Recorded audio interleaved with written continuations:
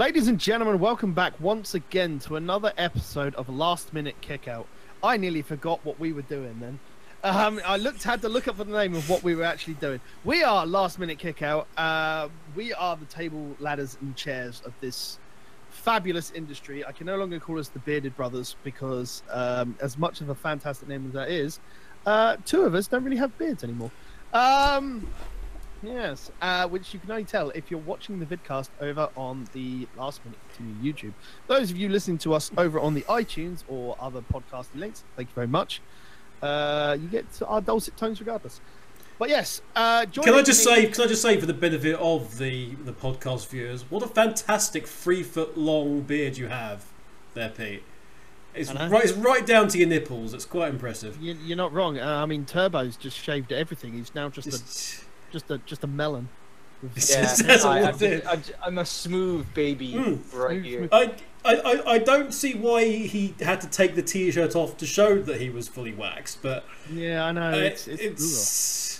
but yes, yeah. I, as always, am Pete Titans Creed Nethercoat, joined by my cohorts in wrestling crime, one Mr. John Turbo Finley. How are you doing, sir? I'm fine. I'm just, very, exhausted having to carry this all around. Because, I'm just, it's, I'm a busy man, like, and, I've got things to do. And crap! Hang on a minute. Are you going to cash that in a chance to get your title? I just realised that. No, that's a bad idea. I don't know. It's like, I might just hang on to this thing. Oh, dear. Might come in handy sometime down the line. I'm gonna wake up one day surrounded by my own dining room table and wondering what the hell's happening. That's it, just there. And as you can always hear, are the dulcet tones of one Mr. Kevin, the Kevin Eva. Good evening, everybody. Good evening, good morning, good day, regardless of which time zone you're listening to us in. We are talking about Money in the Bank 2018, which has, I'm going to say, just happened recently after like a 6-week draw of Roman Reigns and Jinder Mahal and not a lot else on WWE television because fuck me. 6 weeks of no pay-per-views has led to very long and very stale storylines, which I'm hopefully glad to see the back of with Money in the Bank because we're only 3 weeks away from Extreme Rules. Yes, 6 weeks. It's been 6 weeks of nothing. I wouldn't say that this has been the best time to kind of like, take a break from all the multitude of pay-per-views we had over the last month or so, in both April and May, sorry. So yeah, it wasn't really good leading up to Money in the Bank with all that was going on TV. It was, I mean, we've talked about pay-per-view pacing before when they did like a pay-per-view like a week after the Greatest Royal Rumble, and they could have easily just pushed everything around a little bit. Yeah, it doesn't do the workers any good, let alone the rest of us. Yeah, doesn't help the creative either. So the creative is going to be bad regardless of where we're going to be at. Let's not worry about creative. Yeah, but you're right in that it just burns out everybody for no benefit. No, absolutely. It benefits one man and his bank account, and that's pretty much it. Who's very senile. Allegedly. Allegedly. What's Brock Lesnar's finisher again? I can't remember. It's a 5F. Oh yes, I kind of broke my hip on it the other day. But yes, we're talking Money in the Bank, and as always, let's start with the pre-show, with general bollocks for the most part, until we got to the Bludgeon Brothers versus the Good Brothers. Yeah, very lackluster. I mean, it was okay for what they were giving, because it was a typical pre-show match, and it was a championship match. I didn't have any hopes for, Gallows and Anderson to get that title win at all. And this was the only tag title match on the for the entire show. We didn't have the Raw tag titles being defended, even though we have contenders and we have, the very entertaining Woken Matt Hardy and Bray Wyatt working with the B team. But we didn't get that show. But yeah, I was like, decent match, but just very predictable.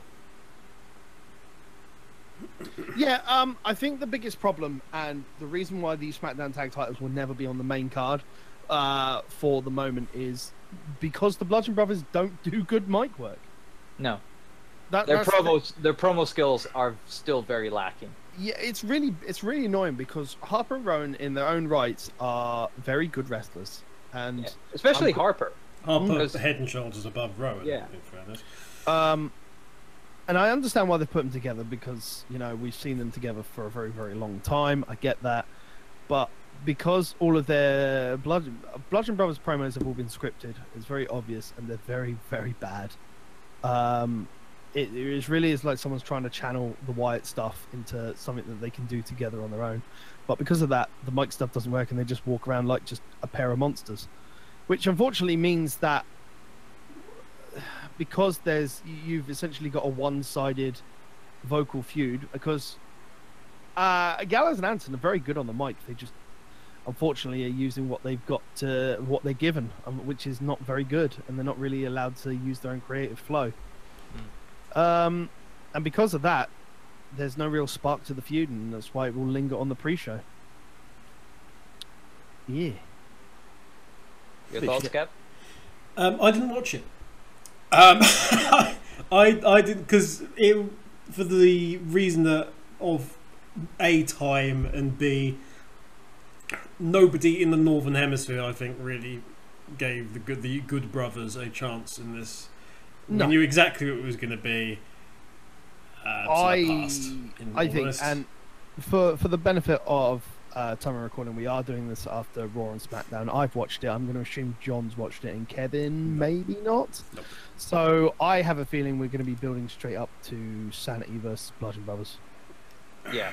I mean, they finally put Sanity up on, and they buried the Usos for it as well. Yeah. Hopefully I they do get, know that. put them right into the contendership soon enough. Yeah. So I have a feel. I have a feeling it's not going to be bad because Sanity does good work on the mic as well as just being monstrous. So yeah. So are they pushing Sanity hard so that they can get a 3 versus 3?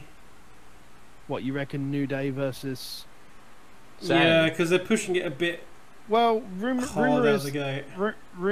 that they're going to be starting to put. While they'll keep the New Day together as a stable, but they'll be pushing New Day as separate individuals. So that's why we saw Big E in the Gauntlet match on SmackDown, and it's why as I've been saying for months, that Big E should be having more of a singles push anyway, and keep the other two as a tag team, because they'll work as a speedy tag team anyway, which is. What a lot of people like in the tag team division at the moment, I don't blame it, is really entertaining to watch. But they apparently just want to push everybody on a singles push at the moment, and God knows what Xavier and Rusev are doing on their Twitter at the moment, but they seem to be edging on each other for some bizarre reason. But I don't know, it's working. We'll see where it leads from there, I guess. But yeah, no, I think they'll push Sanity for that. But it was lackluster, really. It was exactly what I expected of a pre-show match. No one thought that the Good Brothers were going to drop the titles. So, get the titles, drop the titles.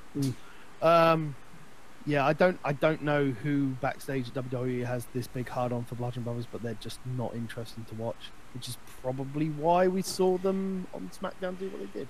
No spoilers. Also, I'm not particularly excited by Bludgeon Brothers versus Sanity because it's like, hey, it's the crazy tag team versus the crazy tag team. Well, that's going to go well.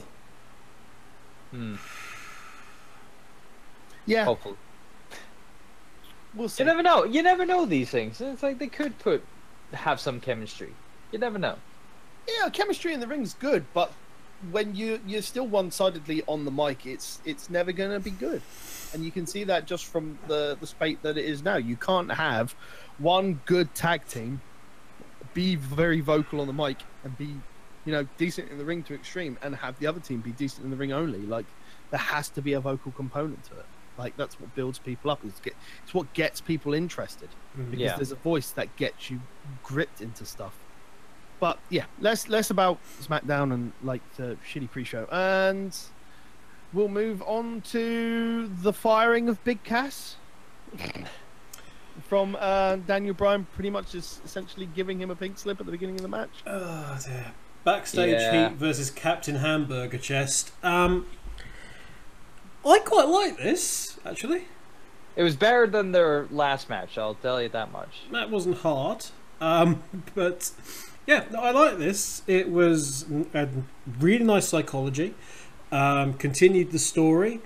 The fact that it was focusing, specifically on the thing that's encapsulated everything, where Cass saying, "I'm a bigger man," you can't beat this bigger man, and Brian's thing being, "Well, I'll cut you down to size then," of just continually working on the knee and preying on Cass's fear that he'll go out injured again with the knee. Bringing in the heel hook as a different submission move, which also benefits and reminds people about how that Brian is this submission specialist that can tear you apart in hundreds of ways if you so wish. It was just really good, I thought, for the most part with that. It was very interesting to watch. I fully expected them to have Brian on at the beginning to really hype up the beginning of the pay-per-view. I expected that. The match, I wasn't expecting to be as good as it was. I don't think anybody was, really. At least Cass can go out on a good match instead of just being a dumpster fire match, Yeah. Yeah. It was just quite the surprise that after this, match, we find out later that in 48 hours he would just be cut from the company,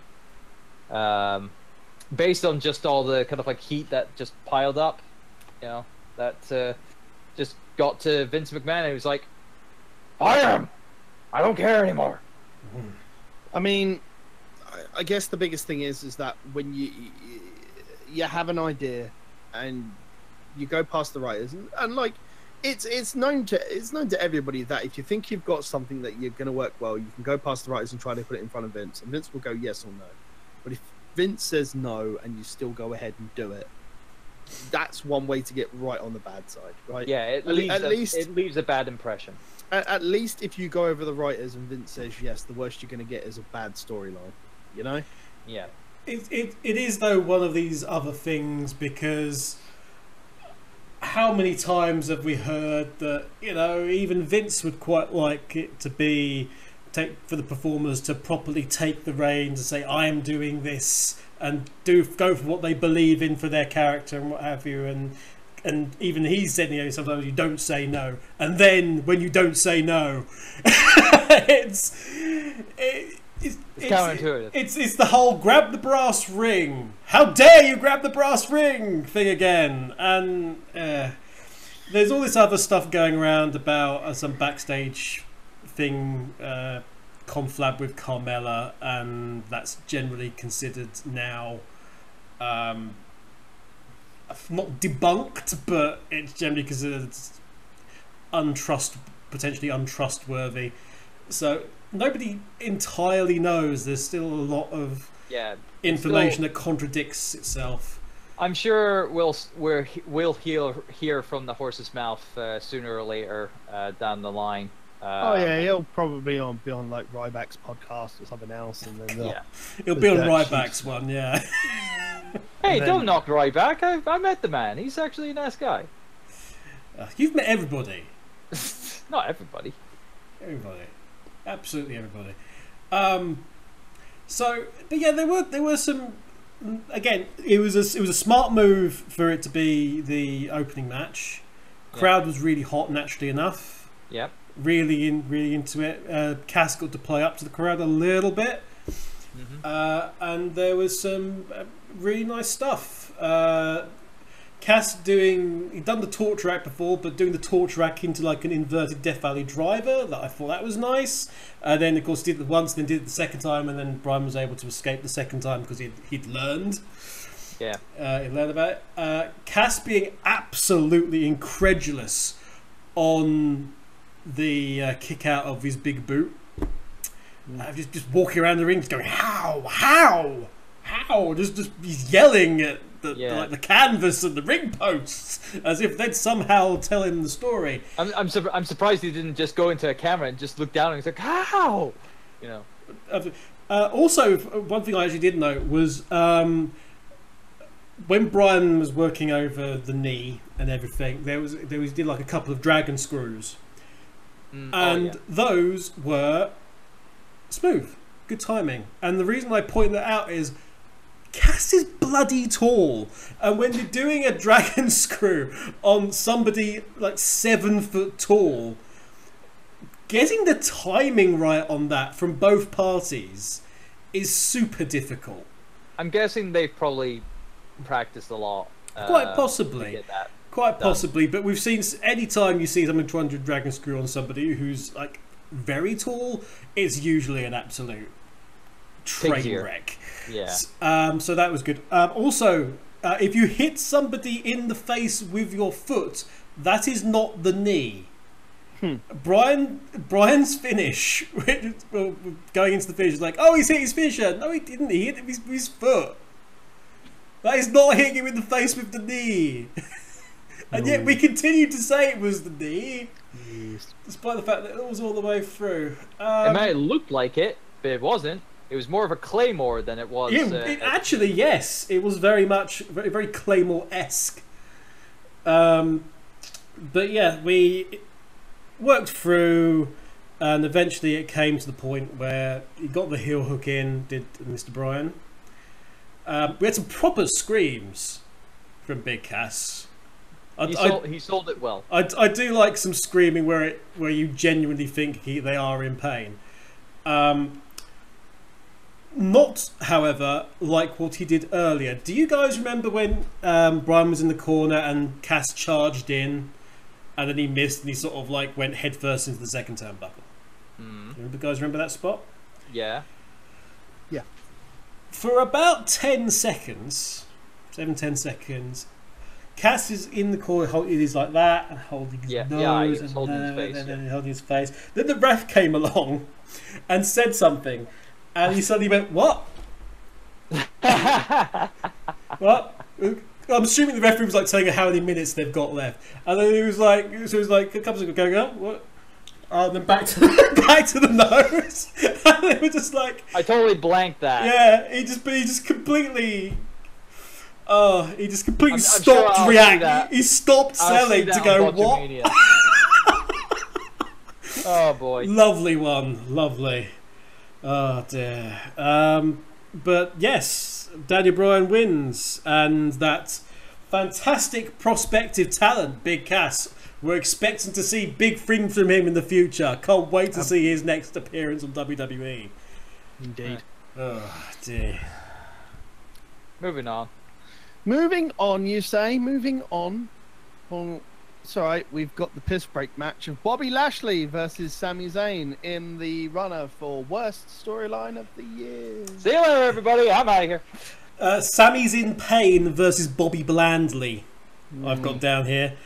I followed by the notes of Sami Zayn is basically a face. Lashley is basically a potato. A deformed potato. I don't know. It's potato. We had some dumb commentary in this, but I'll let you guys tell the story of it. Well, granted, there was already dumb commentary to begin with. I mean, come on. It's like the commentary has never been any good. There's dumb commentary, and there's very dumb messaging if you think about it. Yeah, like I said. But it was your typical, chicken shit heel of Sami running away from Lashley, and then Lashley chasing them, and then Sami getting the upper hand, and then Lashley comes back and does three suplexes, like prolonged suplexes for the win. What's there more to talk about this match? It was an absolute bore, Yeah. It's like, and it's a shame too, because it's a waste of Sami's talent, because he is a much better kind of like heel. Like his character is much better. It's just Bobby Lashley. Why did we want him again? I mean, it's a good question. Why did we want him? Well, they finally figured out that the thing that they probably wanted him to do all this time was to actually face Brock Lesnar, and they've actually started to do that now on Raw, haven't they? I think. Well, Yeah. Because the whole point of his entire career was like he's replacement Brock Lesnar. So, and they never fought. But on the lead up to that, we've had 8 weeks of absolute bollocks. I know. Was there any highlights in that match for you two at all? It ended. It ended. No. Okay. Right. I did find a couple.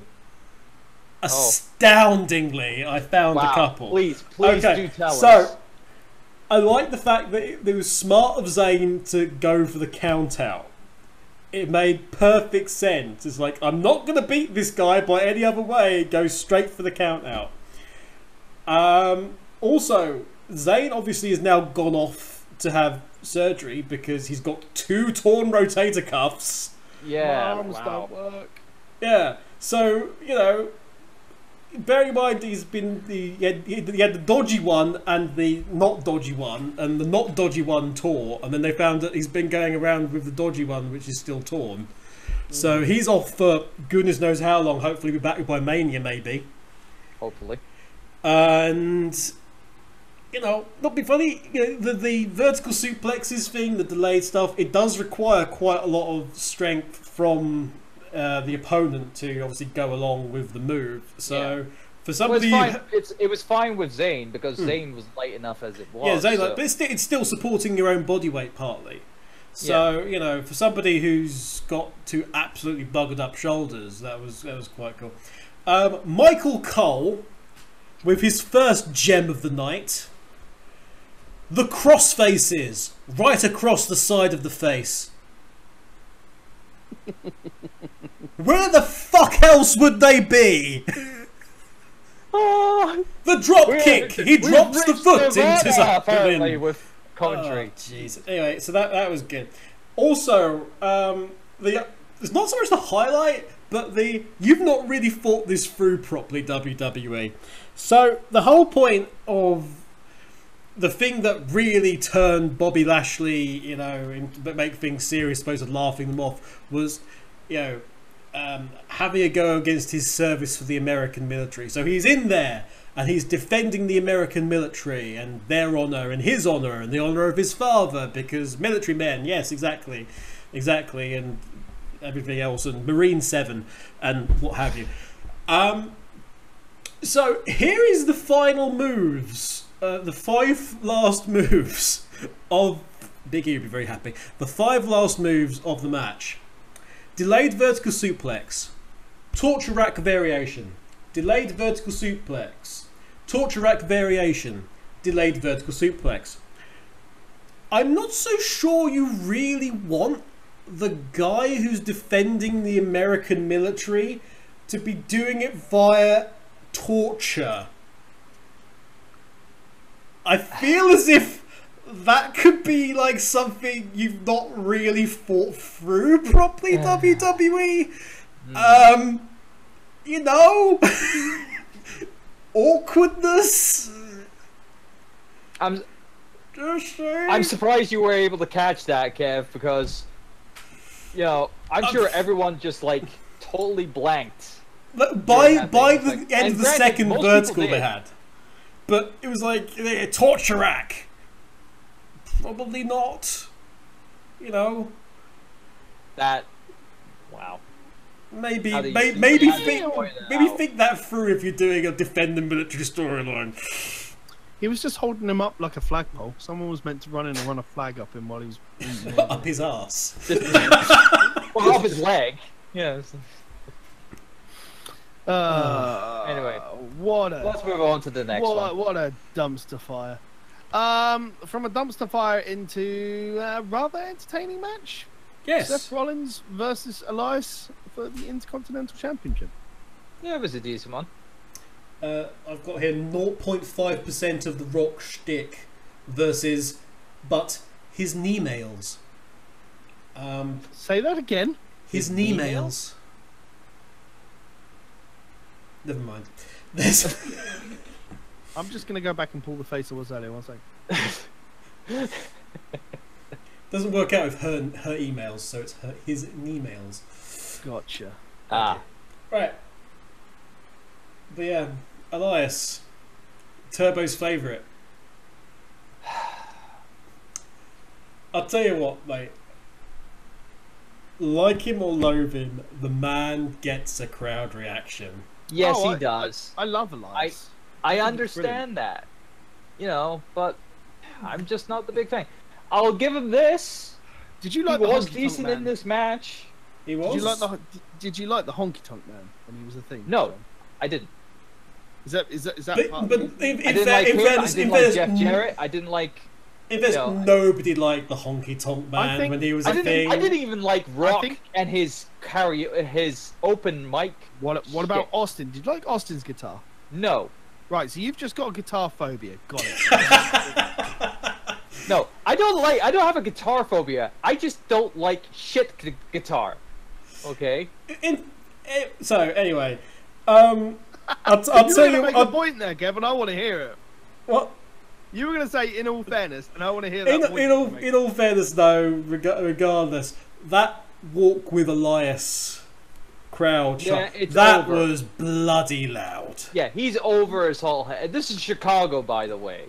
So this is where the typical, kind of like in the know-how crowd, essentially. To which Elias, as he did his bit, realised he was getting quite the reaction and decided that he actually needed to turn this down a bit because he was getting too much reaction. He was smart enough to realise I've got to actually turn the crowd every now. Night, though. It's like, especially at big cities. I think it's part of the reason why they're considering doing the quick face turn for Elias, because he's just so over as it is. Like, he's literally as over as Braun Strowman and Rusev right now. I think it's kind of ridiculous levels. Yeah. And the other thing is about that character, that is that sort of tweener, in that he could be either or on any given night probably, and still get the same reactions. But his response to the crowd being well into him was, I know I'm in Chicago because I'm surrounded by a bunch of loudmouth scumbags who just want attention. Drawing the most wonderful chant because it's Chicago where they started chanting, "We are scumbags." Yeah. To get themselves over, apparently, yeah. Themselves over. Oh dear. But anyway, going into the match itself, they were really doing well for themselves. I mean, Elias had good control after the kind of like, again. Well, granted, Rollins doing the whole tweak knee selling thing again. It's a bit, repeating, going back to the well kind of like thing. Seth, it doesn't work on the whole selling the knee thing if you start reaching to grab your knee before you've actually landed. That doesn't work. Yeah, but no, we did have some good works from stuff. I'll definitely say that Elias's air work, especially his, I believe he did an elbow. Yeah, top rope elbow near the end was beautiful. Yeah, very, very good from himself.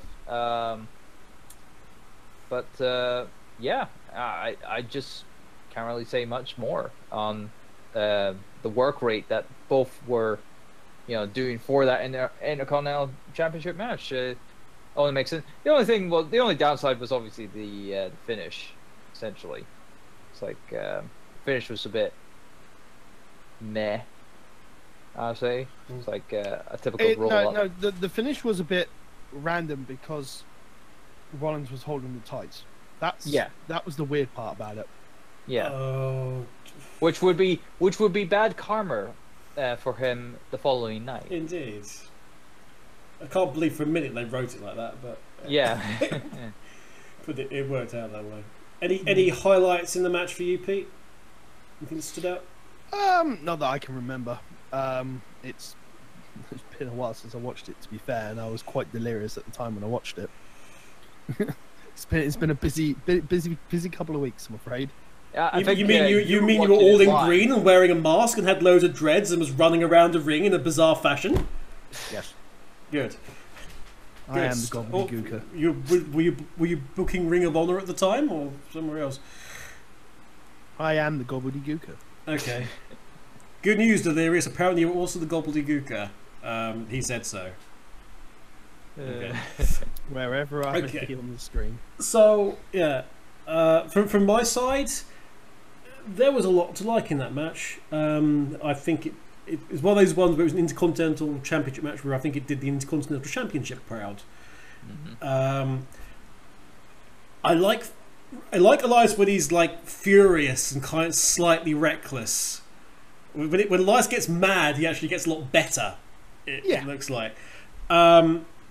Everything Elias does looks meaty. Every time he hits someone, it looks like it hurts. And it looks like it means something. He comes across as a bit of a big guy, but unfortunately he's not so... I'm not sure if it's because Seth Rollins is smaller or that Elias is like about average size for a WWE wrestler. Well, because he's obviously shorter than other guys. He's about the same height as Braun, isn't he?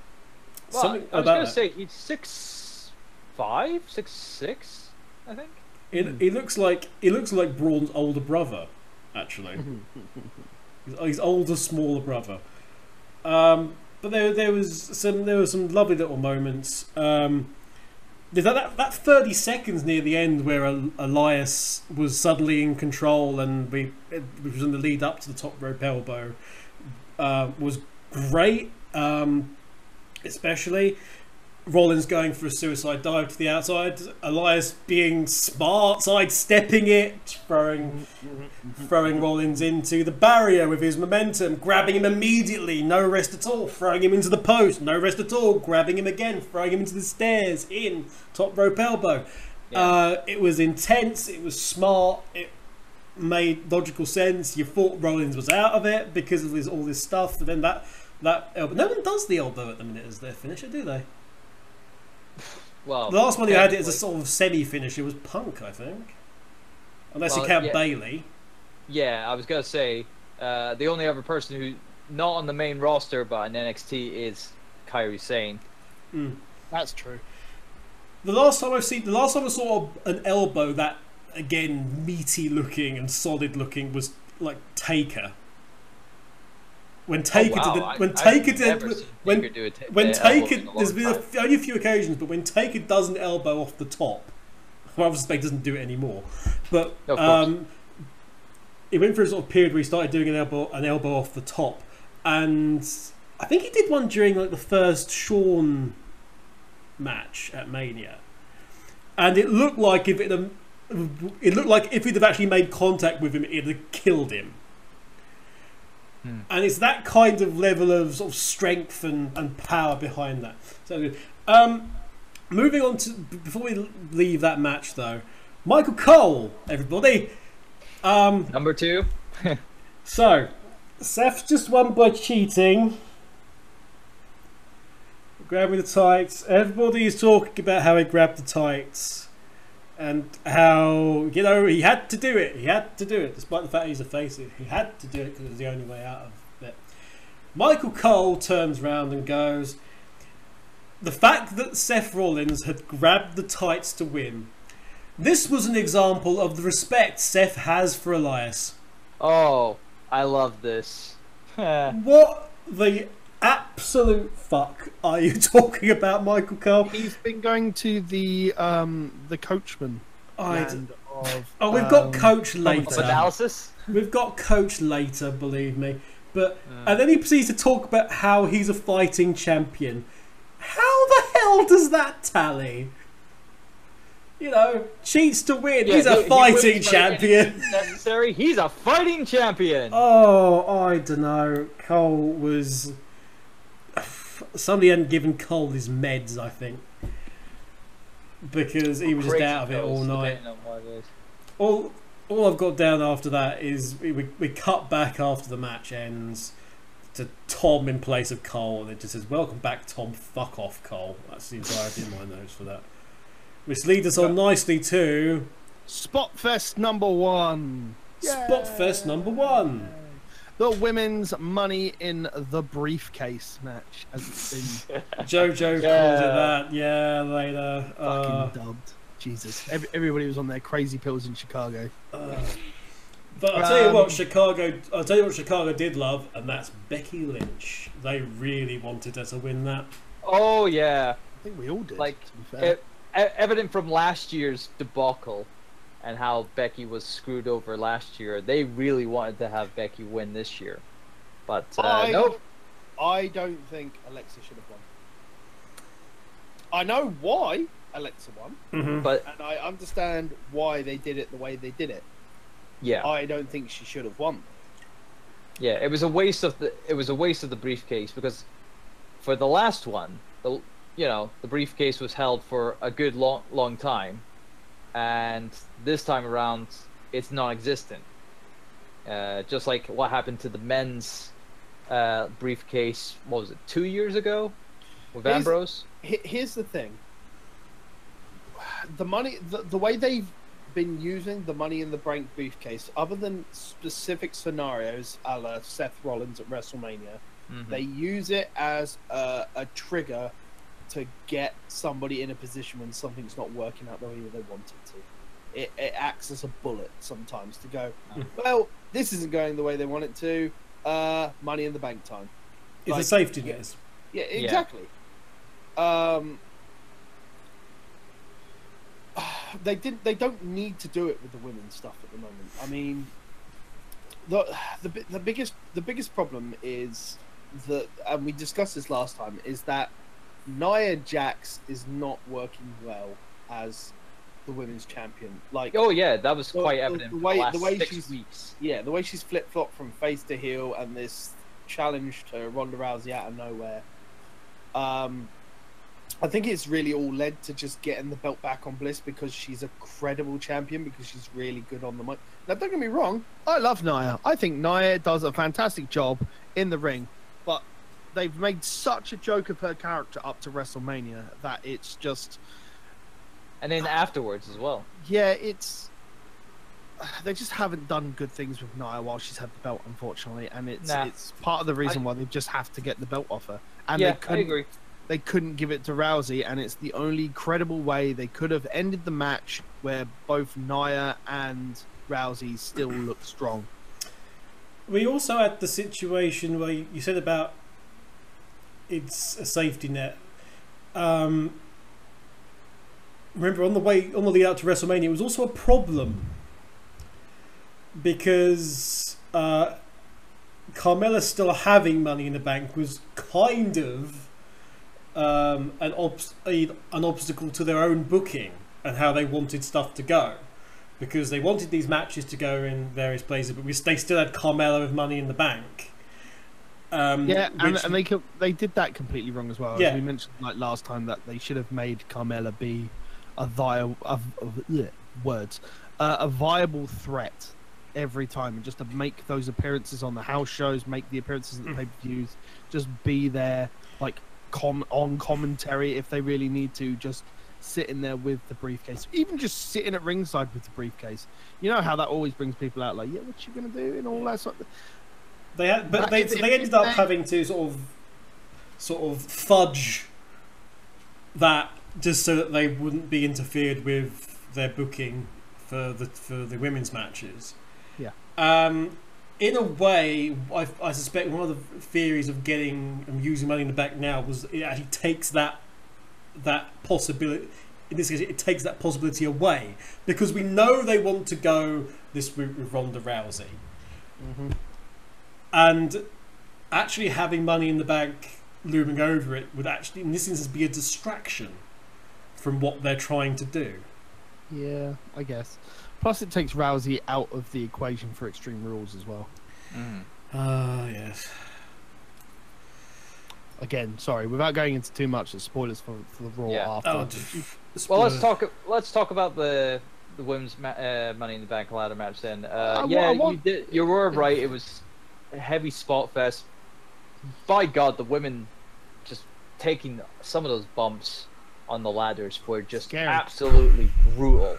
Especially the one from, what was it, Ember Moon and Sasha Banks, where one of them had, I think one of them was doing an exploder onto the ladder or whatever. I think it was Ember Moon putting Sasha onto the ladder. She tried to drop toe hold her into the ladder. They'd had some issues getting the ladder down again because it was stuck open.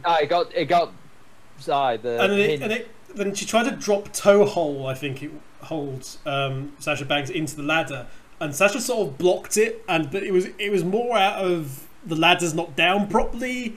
Yeah, and it was all a bit of a mess. And I almost think that they ad-libbed that spot because of how it was. But yeah, it was, they shot Sasha shot her Ember into the rope. She then did a springboard cross body to Sasha, who's basically a stick, and cross bodied her onto the ladder.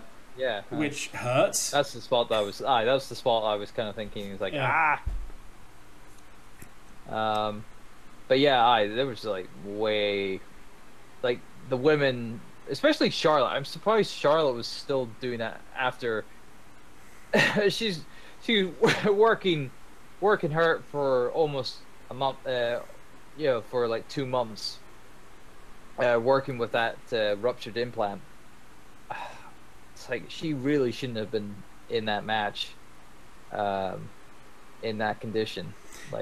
Something terrible could have happened.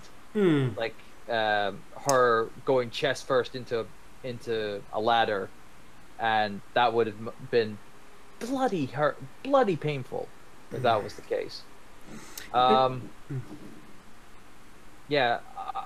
The notable spots, obviously, they had the big clamber, on the ladder to try to get the briefcase at one point, which noted a couple of things. But yeah, like you said, Pete, the crowd were totally up for Becky to be the winner, but nope. Again, wasn't her time. Doubt it will ever be her time, essentially. I don't think it'll be her time while there are certain people backstage that complain about the way she speaks, unfortunately. Yeah. Which is very petty. Let's just hope that those people are removed from the company in a good few years when the shift in power shifts the other way. Unlikely when they own more of the company than the person who's probably going to take over does. Sadly. Yeah, it was a good match. Enjoyable, spots galore, but it's hard to say. I strongly recommend if you're going to go and watch a match, I would definitely watch this one. I almost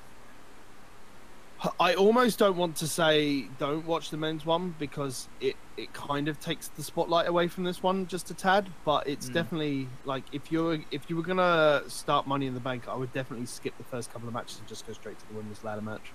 Yeah. It's a very good match. Very good match, and there's not a lot I can say without spoiling too much of it, really. And I'd rather not spoil the match itself and get people to watch it, but very, very good. Very good. Yep. I'm not sure what I can say now about potentially spoiling it. Do what you want. Do what you want. I don't want to spoil it for people. Okay, so there's all sorts of lovely spots in this. Some creative. Lana was well into it. We had X Factor into a ladder. Oh yeah, forgot that. Which was good. We had Charlotte versus Becky in sort of a tug of war over a ladder, with both of them yelling "Put it down," which is quite funny. But again, Chicago was well up for seeing that. Natalia did well. Natalia essentially atomic dropped Naomi onto the ladder, so that she was basically doing the splits on the ladder, and that must have hurt. Then she did her step run over across the ring drop kick, And on the run over, it like pushed Naomi's head into the mat, and the Chicago popped because it looked kind of sick, and then she hit the low drop kick, of course, and that looked really good. What else was there? Speaking of Naomi, they've got a nice little program there with her and Ember Moon if they ever want to do that. I think those two. Yeah, There was something there. Yeah. Well, if there's ever another shake-up, yeah. I mean, there's been rumors of a women's tag division for a while now. So yeah, could be right. I feel it might. It's too much programming to add another division. We were at too much programming about 3 things ago. Yeah, but even then they've at least taken 205 Live off of Raw and just left it as its own thing now. Left it to wither and die. Probably. Naomi hit a really nice blockbuster off the apron onto Sasha Banks. That was nice, which of course we always applaud the blockbuster. Yes. On LMKO, always applaud the blockbuster. Jonathan Coachman, you wanted some Jonathan Coachman, didn't you, Pete? No. No. Ember Moon checking her tongue as she thinks she's bitten it. She's checking to see whether or not she's taken a lump out of it. What? She's down before she's going. Jonathan Coachman's exact words. Look at Ember Moon's face. She's loving this. I swear. And she's smiling. The sick bitch is smiling. Cole and the coach have gone to a diner and they've just got super bladdered and gone, let's see how much we can just talk shit on commentary and get away with it. Did they go to this diner in 1980? Probably. Right. Okay. Before Cole became a wartime journalist. Yeah, Sasha decided she was going to try and blow out both her knees by doing meteor off the top of the ladder. And that knee went really badly. Stop trying to hurt yourself, Sasha. Yeah, I'm surprised that Ember Moon didn't even try to do an eclipse from on top of a ladder. I think they probably things that they might even be saving. I think she doesn't want to impact her spine. She would pretty much implode by hitting that great. I like the idea. I like the idea that she's just eclipsed off a ladder. She lands and then just a black hole appears, just sucked into the vortex. Gimmick the ring and actually make it happen. Eclipse on top and then go through the ring. There was so much. Lana was just the highlight of her own. Yeah, Lana's been getting better. There was this part where she was on the ladder with Ember Moon, and they just started slapping each other. But I never knew I wanted an Ember Moon and Lana catfight, but it was just so funny, just the both of lads like slapping each other in various bits. We had Alexa Bliss yelling at Lana, "I don't care what day it is, it's my briefcase." Lana then jump kicked her fucking head off. And then said, she got good height on that as well. I know, she got really good height on that. And some good snap. And then she ignored the briefcase and she put the accolade on Bliss, and they could have ended the show there as far as I was concerned. I was very happy. Charlotte Flair, stop doing the spear. It's fucking awful when you do it. Especially if you do it under and through a ladder. I mean, I like the idea of it's like it was unlucky, so she did it the second time and then it didn't work. She crashed and burned. But that's bloody awful. I mean, how many finishes does she want? She's got a spear. She's got natural selection. She's got the figure eight. She's got the moonsault. She's got. I know you want her. You want her to be the women's division WWE. But you don't have to give her like.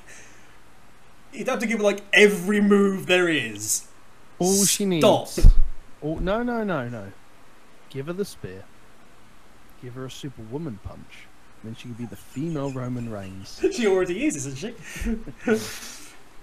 Well, she's actually liked more than Roman. No, if you just see what happens. There's if you give her a many Superwoman people punch saying and a that spear. she's the Oh, greatest. God. There's many people saying how she's the greatest Supergirl wrestler, punch. whatever. And it's like, yes, if you're booked that way, I'm sure you are. Again, it was, I don't know. Going back to how she's injured. I mean, she didn't take that much in the way of like any really big bumps, which is for the best. Yeah. The circumstances. And now she goes off to have her surgery, and of course it would have made sense if we'd actually had somebody take her out for storyline purposes. You could have done something then and put somebody over, but no. Anyway, so then we had Miss Bliss in the Bank, Goddess in the Bank, Goddess in the Miss. I've got no idea what it was in the end. Yeah. But she got a briefcase, and there was... Yeah, you totally love how they like to shoehorn a particular phrasing into their... Well, that's bloody... script that's now. Corey Graves' fault, that one. This is all Pete. This next one. Entirely on Pete. Entirely on Pete. He's going to give us a blow-by-blow account of how fantastic this match was, because we had Roman Reigns versus Jinder Mahal. Hey Pete, tell us what it was like, my friend. Tell us what it was like. Because I just went, I can tell you what, my notes read, oh, I just don't fucking care. Chicago shits all over it, and rightly so. That is the entirety of my notes. Couldn't be bothered. And we just have Pete recreating a scene from The Evil Within 2. Absolutely. The Roman within. The big dog within. Yeah, I mean... What you want? What do you guys say? What do I want? Not that! I mean... He kicked out of a Superman punch? Yes, but he does like a billion Superman punches. Remember that it doesn't matter how many times Roman Reigns punches you, it just takes one shoulder barge to the chest to take you out. Every time Roman Reigns punches, an angel gets his wings. Here's the thing: you can't take it too much away from Reigns. He can actually wrestle. The man can wrestle, and Jinder's not too fucking bad either. Let's be fair here. I mean, they're just trying to do the best with what they've got. Now, we can count our blessings that this match wasn't on the end of the card. Oh, yeah. We'll be thankful for that. Yeah. I mean, I would just count it as a piss break match, which is probably what its intended thing was after the Spot Fest. I think that's what we need to be thankful of. You know? Are we in agreement that we're just going to skip over this and go to the next one? Yep. Let's move on. Kev? You got anything to say about this? No? Cool. Okay. Moving on to Carmella versus Asuka for the Women's Championship. The blue and white belt. No one is ready to book Oscar properly anymore versus more screech than Saved by the fucking Bell. Nobody's ready for Ellsworth. Everyone was ready for Ellsworth. It was the worst kept secret in Chicago. Except for everybody that knew Ellsworth was coming back, because he specifically left another booking because he had a WWE booking to do. Yeah. I liked the way that Ellsworth got involved, though. I thought it was pretty good. I thought it was pretty funny. It was fine, but for it to last that long, it was an absolute pining. But John, what about the wink at the camera he did? Oh God! Has the man never winked in his life? It was quality. Get that head moving there. Just get in there, Ellsworth. It was like he was trying to do a Popeye impersonation. I legitimately broke out laughing when he did that. It was so funny. Oh my God. He is. Yeah, no, he is legitimately Popeye without the spinach. You're not wrong. And the muscles. Yeah, that too. And the loyal girlfriend. The only thing I was disappointed with that was that it wasn't revealed to be Ted DiBiase's Oscar. That if we're gonna have that, let it be Ted DiBiase as Oscar. I think if we're going to continue to hear Mela is money, that we really should have Ted DiBiase. I think that could be pretty good, actually. Everybody's got a price for the $1 Million Princess. I thought. Actually, hell yeah, give her the $1 Million belt. Why not? I mean, I think. There you go, Bookers. I just did your job for you. I think we're past gimmick belts at this point. I'm afraid. Unfortunately, I think that's run its course. And I think what killed that was the spinner. I'll be honest with you. Yes, it did. Oh yeah. The only good thing about the spinner was RVD's reaction to it after winning. And Which was like, yeah, look, it spins. That was just like, I'm going to keep this one because it spins. He's just finding it amusing. But no, the match itself, yeah, I was just totally checked out for this one. I enjoyed the match for the most part. I thought Carmella holding her own against Asuka was... It was more of Carmella's screeching that bloody got to me. Most of the words on my notes are just screech, screech, screech. Yeah. Just like constantly. It's like what was it? If ever Carmella wanted to, LARP for a living, she would be a banshee. Banshee. She needs to do a oh god, who's the Mortal Kombat character? Kitana's mother, Sindel. That's her finisher. Is just screaming at somebody until they melt.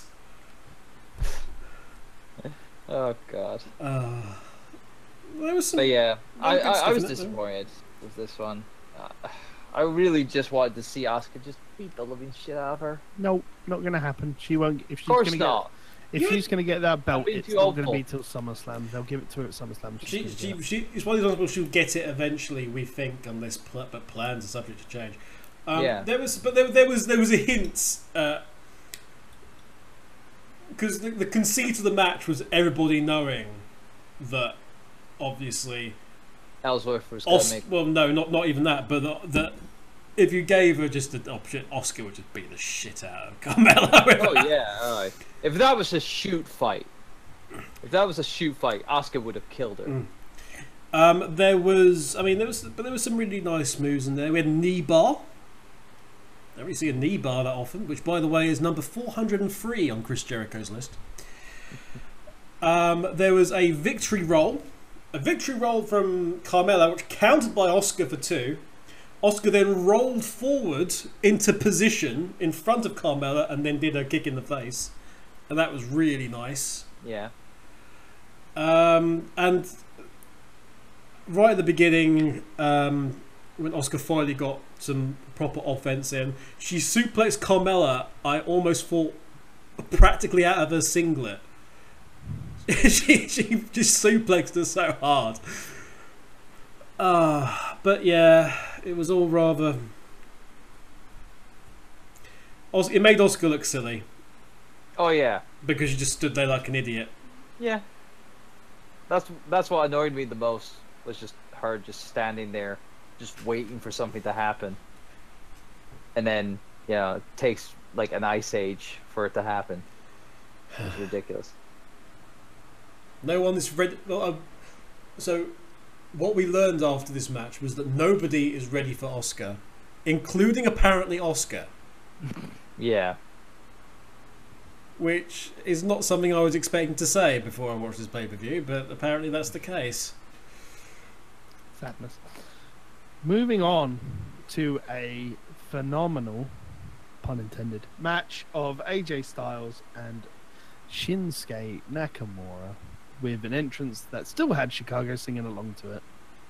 Yeah. Sorry, WWE, you can't get one past Chicago.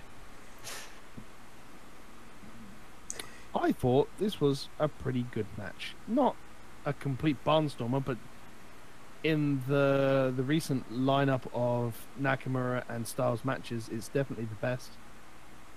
I would agree. So far. Yeah, it was very hard hitting. It was very, full on taking advantage of the whole stipulation at hand, and the different factors that were being played from their previous encounters and whatnot, and the amount of kind of like moments in the match was really good.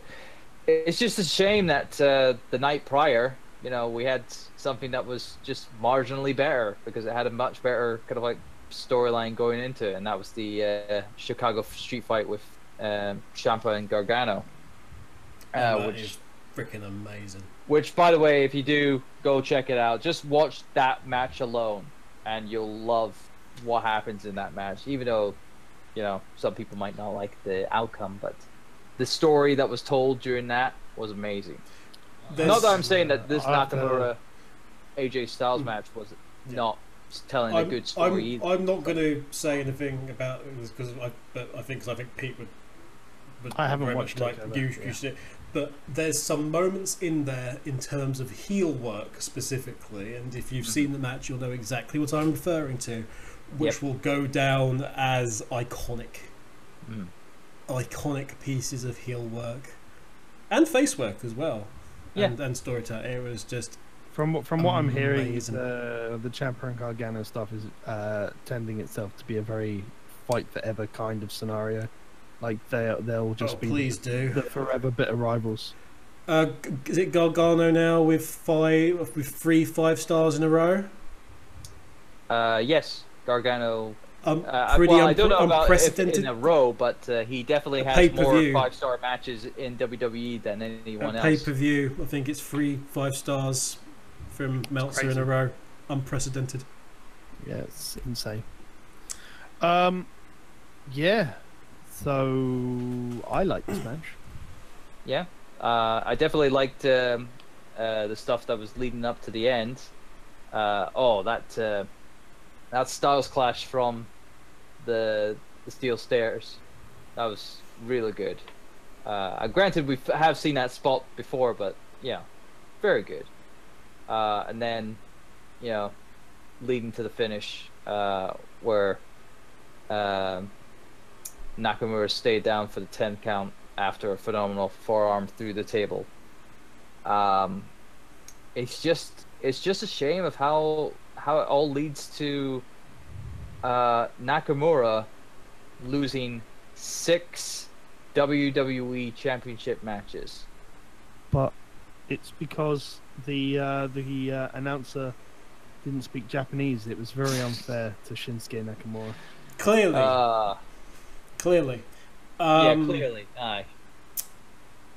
I don't know. He seems to now sort of if I'm correct in my understanding, he's now sort of settled in potentially for a program with Jeff Hardy. Yes, he is. And, hey, I'd like to see that. Yeah, true. Let's just hope he does get some redemption from that program there. Yeah. But I think people are hoping for a more Shinsuke Daniel Bryan at the moment, aren't they? Like that's the kind of program they're waiting to see, because Shinsuke. I would like, I would like that for SummerSlam. I mean, Shinsuke's moved more away from like the strong style stuff and become the king of mat style. It seems to be, rather than like he's a good technician. But he's definitely slowed down a lot. But he's an older. He's the king of testicle style. His and other people's. Yes. Yeah, you guys got anything you want to share about this match other than? I've already said my kind of like piece on it. I mean, so we're in the battle of permanently having a seizure versus by WWE 2K19. There was all sorts of lovely spots. I like the missed low blow when AJ was teasing for the Styles clash, went into position, and Nakamura went for it, but AJ stood back, and it was like a hand in the cookie jar situation, like AJ just looking at him like, going to kick your face off now. But it's like, no, please. I wasn't I did nothing. It was just really beautiful. The Kinshasa spot with him running across the all three tables to deliver a Kinshasa. That was really good. With that setup. For the second pay-per-view in a row, AJ Styles has nearly lost an eye. Oh, because we had the chair in the face, Dangerous Man last time, and now we had almost going onto the fucking table leg. Oh god, that was close. Oh, stop that. Also, we had a PG headshot. Yeah, well, I thought it was his shoulder. It was his shoulder, but it was like it's to the shoulder, but it makes it look like it's a headshot. Yeah, and it's an interesting way around of getting the reaction of getting people to think you've hit them in the head, but by hitting them in the shoulder and making it safe. Yeah. I wonder if we'll see I'm more sure of that. Nakamura was fine. It's like I don't think it was like a full-on, good, bad enough contact for that. So. I like that they saved Shinsuke's character a bit in terms of his fight by the fact that he wasn't out. He was never out all the way through. Yeah, that last spot. But even the Styles clash off the stairs, he was like, I'm sort of rolling around and like he was conscious and moving, but just racked with pain. I was really hoping it was going to be a Shinsuke win, but it was going to be due to interference, and I was hoping that the interference was actually going to be Ty Dillinger. Just because of the way that Shinsuke was building into it by calling out all the ones 1 to 10 all the way up in the build out to this feud, and I just thought that maybe they could have done something with Ty Dillinger just off the back of that. Yeah, having him come in, be massive heel. Obviously, the main reason that Styles has kept the belt is because of the 2K19 stuff, and it means that he's probably not going to drop the belt till post Australia now, which I think puts him in the contender for longest title reign. No. In terms of combined title reigns, he's actually head of some very senior people in terms of company history now. He's had two very big ones. In terms of longest reign, his reign started back in November, so it's gonna be a while if they want to keep. Well, November puts him in Australia, so I think he'll be keeping the belt till at least the pay-per-view, maybe post-Christmas, maybe. I think he's definitely gonna have the belt for a very long while yet. I can tell you because I just looked it up. AJ Styles is presently, according to Wikipedia, at 369 plus days combined range in 2 reigns. He is now the 14th longest reigning champion in WWE history.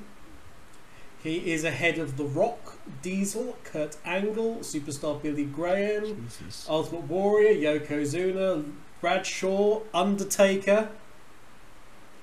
And he's only been in the company for Edge, like 3 years. Eddie, Ric Flair, Jericho, everybody. The next one up for him is 396 days. So basically just a month's time, which would then be Shawn Michaels. That's insane. And then the one after that's Punk at 463, as recognised by WWE. Sort of here, there, and everywhere. But yeah, he's that far ahead now. It's giving I think he will definitely surpass the total amount if that's the case. He holds the belt until the Australia Super Show. That's what I'm thinking. I think he's going to hold it till at least Australia. I'm willing to bet he loses the belt at Australia because they'll want one big title change. Yeah, they probably will do. It'd be interesting to see who they put him against. It'll have to be a big name, I imagine, because it's Australia. Yeah. Because they've asked for Undertaker versus Triple H, apparently. Which is surprising. Will be garbage to watch? Question mark? Who knows? So incidentally, out of curiosity, the top 10. Bruno Sammartino, obviously, 4,040 days. Hulk Hogan at 2,185 days second. There's Bob Backlund, again 2,100-ish. John Cena, they're confused, but WWE says 1,257. Pedro Morales, 1,027. Randy Orton is in 6th at 660. And Bret Hart at 655. Triple H in 8th at 610. Brock Lesnar is in 9th at 578. And that's still ongoing as well. That's across 4 reigns and 4 matches. And Stone Cold is in 10th with 6 reigns combining 530. And that gives Randy Savage, Punk, Michaels, AJ. Insane. That's some knowledge on you. Thanks, Wikipedia. Yeah. I think at that point we should move on. I think we can all agree AJ Nakamura was a good match.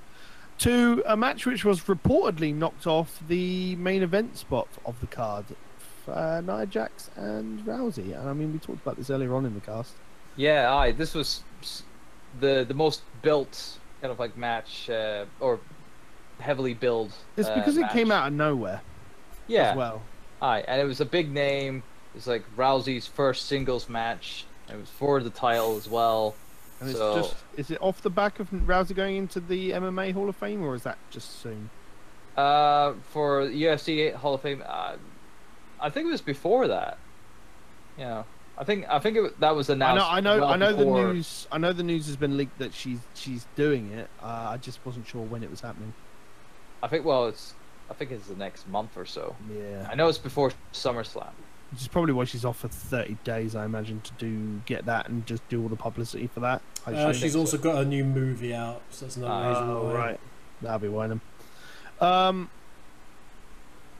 It was okay for the most part. It was better than what it was hoping to be. Yeah. I had very little, little going into this, because I just didn't think that the obviously the story going into it was about bollocks. Nia Jax flip-flopping like between being a face and a heel, it was ridiculous. But the competition, competition back and forth, where Nia was dominating with strength and Ronda was going out of her way to get Nia into a position for submission and whatnot, and putting in the blows as well. It worked out better than it was expected in my part, but it would all lead to what happened previously at the night to take place for the finish, which was the cash-in. Mm-hmm. The cash-in of her Money in the Briefcase contract, as we said earlier. Yeah, thanks, Jojo. Well done, Jojo. Yeah. It's okay, I guess. Alexa's snap DDT still looking pretty deadly. It looks pretty decent how she's pulling it off.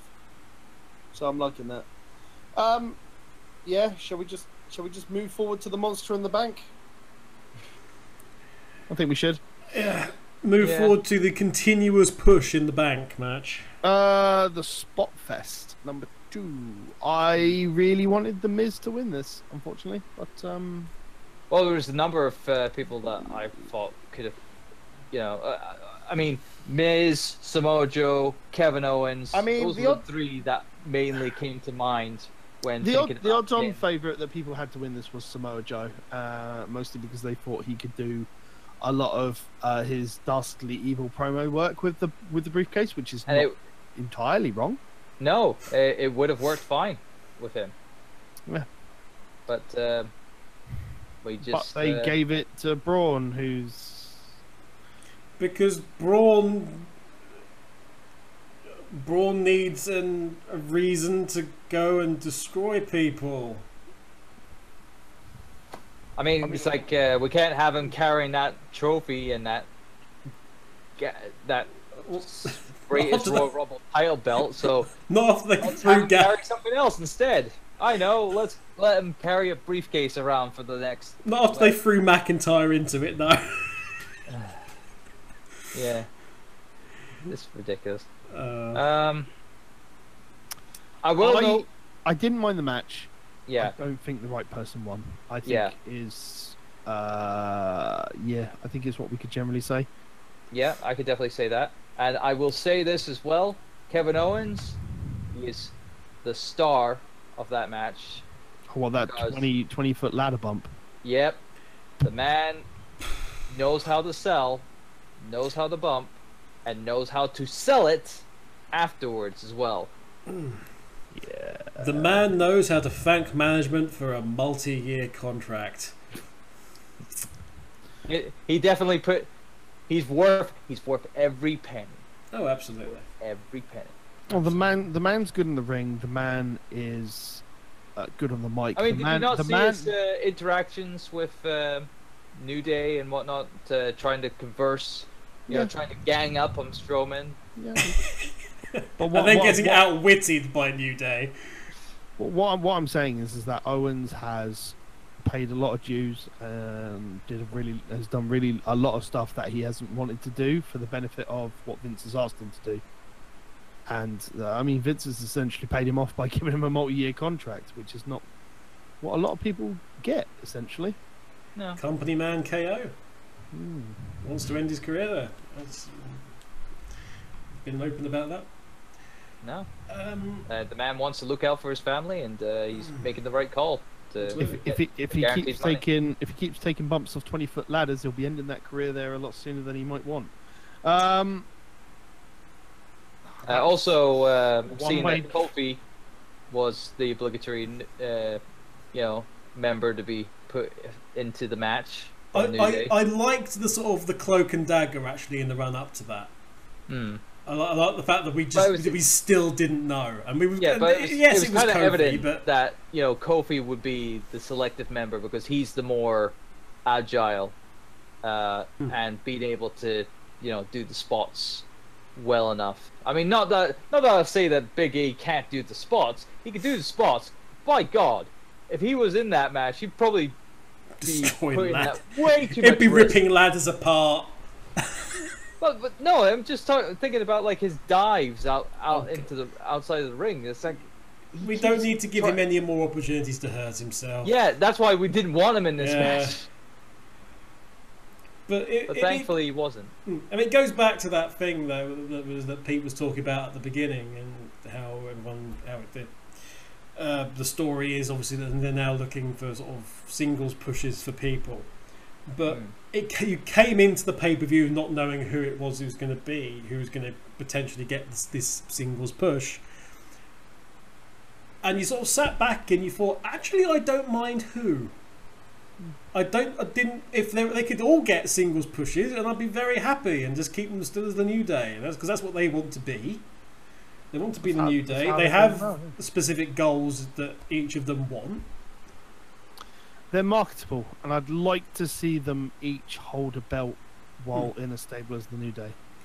I think dastardly faces. I think they could work well as. It's weird because you've got Xavier's obviously. I mean, I've said this before, but Xavier's adamant that the role of the New Day is to make Kofi Kingston world champion. Big E could take any of the secondary belts easily and have a really good run with them. Xavier actually wants to be, if you've been watching Up, Down, Out, he wants to be King of the Ring. That's what he wants. That's what he's always wanted to be. Do you know what I want? Do you know what I want? And it probably won't happen next Rumble because they've obviously got plans. for that Mania, but the Rumble after, or one that's soon, I want all three of the New Day to be the last men standing in a Royal Rumble, and then they all look at each other and all exit the ring at the same time. Have the greatest Royal Rumble. Except Kofi, who then becomes evil Kofi and betrays them all. Well, yeah, because Kofi will do his thing of because this will be the time that Kofi hasn't left the Rumble and there hasn't been something spectacular, and there's obviously some shenanigans or something. There's something that's been brought into the ring, and he notices it on his side, and he jumps on that while the other two jump on land with their feet while he lands on something. Because the precedent has been set by those other two. Yeah, with him, that would be really nice storytelling. So it won't happen, but no. You're storing this. But in terms of fancy booking, I love that, P. That's great. That would be wonderful. But yeah, it'd be really good that this, the modern day Freebirds basically that we have. Actually, it comes down with them being so adamant that they don't want to be split up at all, and they're doing this together as a whole thing for as long as it takes, because that's them, to actually force it out of them. Would be interesting and have that honor or glory. So because I think the way they take that storyline is, instead of trying to follow up with having them as a match at each other, they get put into a situation where they get given the choice, because they use the Freebirds thing of because all of them want it, but only one can really go. Then they have the whole discussion, and then so it basically does what it led up to Money in the Bank, and they lead up to WrestleMania with who's going to face the world champion at WrestleMania, and it'll be interesting because you either put all three members of New Day against the champion, and then they have to fight it out amongst each other, or they specifically choose somebody and push them, and it could lead to something really interesting. And I don't think you wouldn't get a bad reaction with a Big E versus AJ Styles in a match. I think that could be interesting, because because Big E's not a slow wrestler per chance, and AJ's not slow either. So it'd be really an interesting dynamic of a match, I think. So, but that's just me. Again, fantasy booking, it's not really something I do. I don't think long term. I just think in short bursts. But yeah. Any notable spots from yourself, Kev, from the ladder match here? Honestly, no. No. Honestly, no. But yeah. The fact of Braun Strowman being monster in the bank is just ridiculous. The well-known opportunist Braun Strowman. I mean, the man's taken the gimmick since he's been on his own and managed to get a trademark line, and he's managed to get over. Yeah. And I mean, regardless of how they've written storyline, beating Roman Reigns up is a good start to getting over. But I mean, they've done it in a way that he's managed to legitimately get to that point on his own, and he does deserve it. You can't say the man doesn't deserve what he's had in 2018. He's done a very good job with what he's had, considering what is going on. And he seems humble about it as well. He's got a really good attitude. Got a very good attitude about in things. In interviews and whatnot that he's done, he is a very humble man of what the opportunity he has been given to him. He's definitely been very welcoming on the fact that this is his opportunity to just do what he wants. The only thing I want to ask out of any going forward Braun Strowman matches is to stop falling into the same cliche of he's a big man, so if he gets hit, he has to stumble. It doesn't seem like something that he should be doing, and is only doing it because it's the big guy cliche in the ring to make it look like he can be stunned, essentially. Yeah. Well, that's always got to be the case with any big guy nowadays. No, absolutely, but there are better ways to pull that off. Well, just have to wait and see if anyone can. Yes. That has two brain cells to rub together and come up with one. So, I mean, with that, I think it's time to call an end. We will see you in a few weeks after Extreme Rules 2018, which is already lining up to be a good card. I'm excited to see Rusev versus AJ and whatever this multi-man match for the number 1 contender slot turns out to be. It's going to be interesting. Even though apparently it's been rumored that Seth Rollins is going to be heading in to face the Beast at SummerSlam, is what the rumor miller's chundering out right now, which is not bad. I don't really want to see Reigns versus Lesnar again. Yeah, I don't want to see it. I really don't. No, of course not, and I don't think anyone at Brooklyn will want to see it either. No. But yeah. But yes, that has been Last Minute Kick Out, talking about Money in the Bank 2018. Not a bad pay-per-view. Before we go, we should give it our points out of 10. Yeah. I'll tell you what, I'll go first. You go first, because you go. Not so then. sure, actually. And then we'll see how far off the mark I am compared to you two for once, rather than me being the outlier. I thought, after a slow-ish start, it was a decent pay-per-view. It's not the best, but it's been better than what WWE's chundered out for quite a while, especially after a 6-week lull. I mean, I'm gonna go in and give it a strong 8 out of 10. John, I think he's stunned by that. He's just like stunned silence. Well, no, I was just waiting who was gonna go. Oh next. no, I'm passing over to you on this. Sadly, I have to go a little lower than that, cause what was it? The Carmella Asuka match, the Roman Jinder match, the bloody what was the other match that I was very disappointed in? Zayn, Bobby Lashley. Those matches really draw. Did you have expectations for that match to be disappointed? No, but it's like, it's like it didn't help me. It didn't help my overall enjoyment for those matches to be bad, and hinder my overall enjoyment. So what you're telling me is you enjoyed Reigns versus Jinder. No. So what you're telling me? I did not say that. So what you're telling me is that Jinder hindered your enjoyment. Indeed, he did.